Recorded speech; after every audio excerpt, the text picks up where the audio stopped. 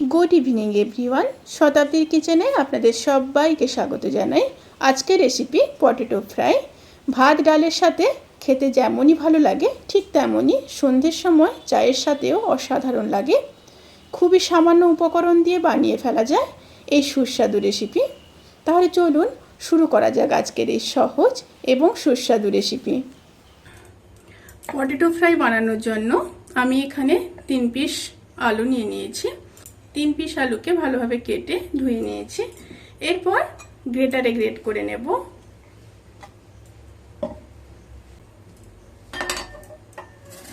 এইভাবে লম্বা লম্বা করে টেনে টেনে গ্রেটারে কিন্তু গ্রেট করতে হবে। এক সাইড দিয়ে করবেন, তাহলে কিন্তু আলুগুলো খুব সুন্দর লম্বা লম্বা থাকবে। সমস্ত আলুগুলোকে এইভাবে গ্রেটারে গ্রেট করে নিয়ে তারপর ফিরে আসছি। সমস্ত আলুকে গ্রেটারে গ্রেট করে নিয়েছি। এবার আলুগুলোকে খুব ভালোভাবে 3-4 বার ধুয়ে নেব। 3-4 বার করে খুব ভালো করে ধুয়ে নিতে হবে। আর এইভাবে হাত দিয়ে চিপে জলটাকে ভালো করে বের করে নিতে হবে। আলুগুলোকে খুব ভালোভাবে ধুয়ে নিয়ে তারপর ফিরে আসছি। আলুগুলোকে খুব ভালোভাবে ধুয়ে নিয়েছি। এবার পরিমাণ মতো লবণ দিয়ে দেব, হাফ চামচ হলুদ গুঁড়ো, হাফ চামচ কালো জিরে, হাফ চামচ গোলমরিচের গুঁড়ো, কিছুটা কাসুরি মেথি দিয়ে দিলাম। এতে করে স্মেলটা খুব ভালো আসবে। আপনাদের কাছে যদি কাসুরি মেথি না থাকে তাহলে ধনেপাতা ব্যবহার করতে পারেন। আর দিয়ে দিলাম কিছুটা চিলি ফ্লেক্স। দুটো মিডিয়াম সাইজের কুচিয়ে রাখা পেঁয়াজ দিয়ে দিলাম। আর দিয়ে দিলাম কর্নফ্লাওয়ার।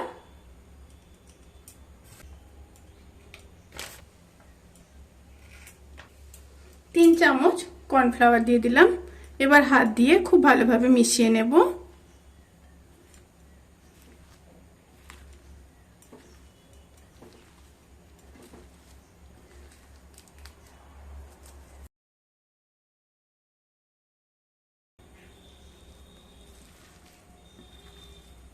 খুব ভালোভাবে মেশানো হয়ে গেছে।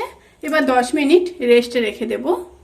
এবার ফ্রাইং প্যানের মধ্যে সাদা তেল দিয়ে দিলাম। তেলটা গরম হয়ে আসা পর্যন্ত অপেক্ষা করব। তেলটা গরম হয়ে গেছে, এবার ফ্রাই করে নেব। স্টিমটা কিন্তু এই সময় মিডিয়াম টু লোতে থাকবে। এইভাবে হাত দিয়ে খুব ভালোভাবে চেপে চেপে দিতে হবে। স্টিমটা কিন্তু এই সময় একদমই হাই করবেন না, তাতে করে বাইটটা হয়ে যাবে, ভেতরটা কিন্তু হবে না।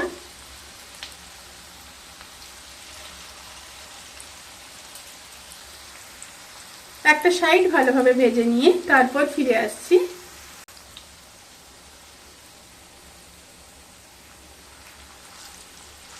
একটা সাইড ভাজা হয়ে গেছে, এবার উল্টে দিচ্ছি।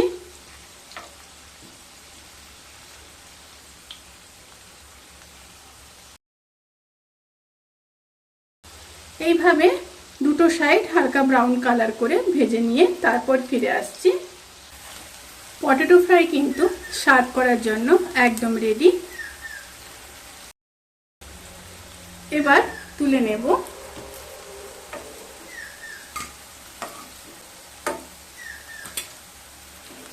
এইভাবে কিন্তু হালকা ব্রাউন কালার করে ভেজে নেবেন।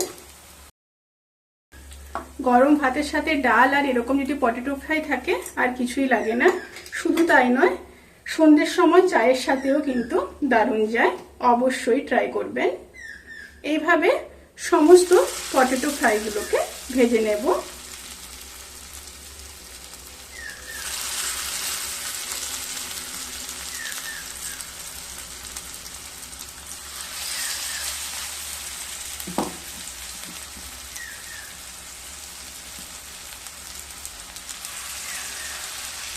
ভিডিওটি কেমন লাগলো প্লিজ কমেন্ট করে জানাতে কিন্তু ভুলবেন না।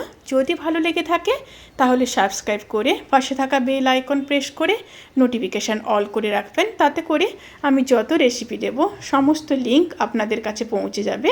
আপনারা সবাই ভালো থাকবেন, সুস্থ থাকবেন, সাবধানে থাকবেন। আজকের মতো এই পর্যন্ত। পরের ভিডিওর জন্য অপেক্ষা করুন। টাটা।